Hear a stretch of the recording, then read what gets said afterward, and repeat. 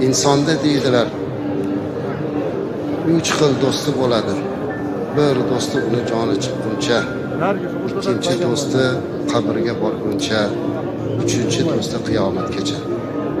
Joni chiqquncha bo'ladigan do'sti qaysi do'st deganlarida, joni chiqquncha bo'ladigan do'st uning moli dunyosi.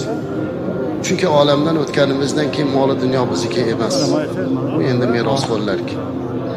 Qabrigacha boradigan do'st kim? Bu uning farzandlari, aqrabo, yaqinlari. Qabrgacha boradi. Lekin uni yo'g'iga hech kimda had yo'q.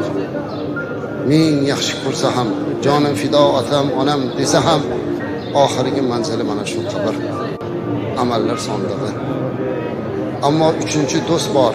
Bu do'st qiyomatgacha birga turadigan do'st. Bu uning qilgan solih amallaridir. Ana shu amal xolis bo'lishligi. Alloh